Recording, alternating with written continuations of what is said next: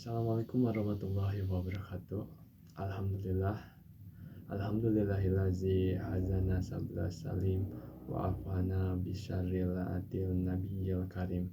Asyhadu an la ilaha illallah wahdahu la syarikalah zal jalali wal ikram. Asyhadu anna Muhammadan abduhu wa rasuluh.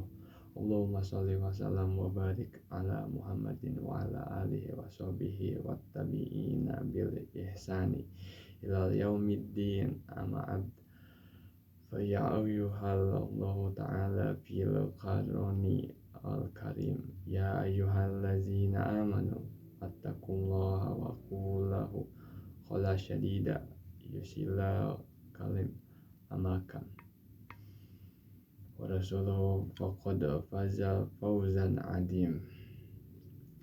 Saudaraku kaum muslim yang berbahagia, alhamdulillah, dalam kesempatan yang mulia ini mari senantiasa meningkatkan ketakwaan kita kepada Allah Subhanahu wa taala setiap waktu dan situasi yang kita miliki. Maha Pemurah Allah yang mengajarkan Al-Qur'an, Dia menciptakan manusia, Dia mengajarkan kepadanya pembicara. Quran surat Ar-Rahman ayat 1-4. Salawat dan salam atas Nabi teladan sepanjang zaman yang menegaskan bahwa siapa yang menghendaki kebaikan dunia, kehendak dengan ilmu. Siapa yang menghendaki kebaikan akhirat, hendaklah dengan ilmu. Siapa yang menghendaki kebaikan keduanya, hendaklah dengan ilmu. Riwayat At-Tabarani. Saudaraku muslim yang berbahagia, dan pada suatu malam Rasulullah SAW datang ke masjid, kemudian beliau melihat iblis berdiri di depan pintu. Rasulullah menegurnya seraya mengatakan, "Hai iblis, apa yang kamu perbuat?" Iblis segera menjawab, "Ya Rasulullah, aku hendak masuk ke masjid itu untuk menggoda orang yang sholat. Tetapi aku takut karena di dekatnya ada orang tidur." Nabi SAW pun kemudian bertanya, "Mengapa kamu tidak takut kepada orang yang sedang sholat?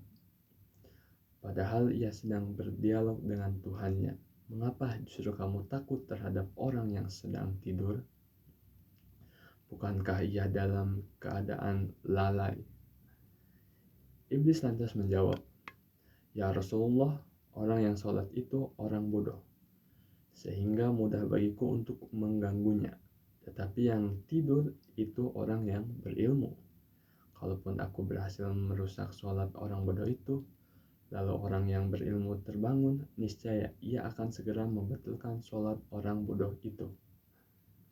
Kemudian Nabi SAW bersabda, "Tidurnya orang yang alim itu lebih baik daripada ibadahnya orang bodoh."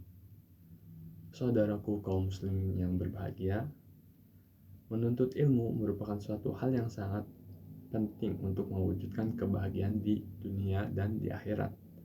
Islam menegakkan pemeluknya agar giat dalam menuntut ilmu. Para pendahulu kita tidak pernah lelah dalam meningkatkan wawasan pengetahuan sampai akhir hayat. Mereka percaya dan meyakini bahwa pengetahuan senantiasa berkembang seiring di dinamika zaman. Allah SWT berfirman sebagai berikut, "Amanahu wa qanitan ana al-yaili syahidan wa qaiman yahdarul akhirati wa rahmata rabbi qul hal yastawi allazina ya'lamuna wallazi la ya'lamun innama yatadakkur ulul albabi." Artinya, adakah orang yang khusyuk beribadah waktu malam, bersujud dan berdiri memperhatikan hari akhir dan mengharapkan rahmat Tuhannya, sama dengan yang tidak melakukan? Katakanlah, adakah sama mereka yang mengetahui dengan orang yang tidak mengetahui? Hanya orang-orang yang arif yang dapat menerima peringatan. Quran Az-Zumur ayat 9. Islam adalah agama yang memuliakan orang yang berilmu. Derajat orang-orang yang berilmu lebih tinggi dibandingkan orang yang tiada berilmu. Bahkan ayat pertama kali yang diturunkan kepada Nabi Muhammad SAW adalah perintah untuk membaca Iqra. Aqra bi asmi rabbikal ladzi khalaqal insana min 'alaq. Iqra wa rabbukal akram allazi 'allama bil qalam 'allamal insana ma lam ya'lam. Artinya, bacalah dengan nama Tuhanmu yang menciptakan manusia dari segumpal dari darah. Bacalah, dan Tuhanmu Maha Pemurah yang mengajarkan kepada manusia menggunakan pena, mengajar manusia apa yang tak ia ketahui. Quran Surat Al-Alaq ayat 1-5.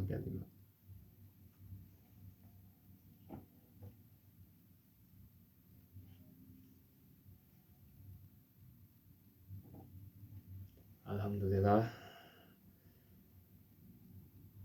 Alhamdulillahirabbil alamin. Nasta'inu wa nastaghfiruh.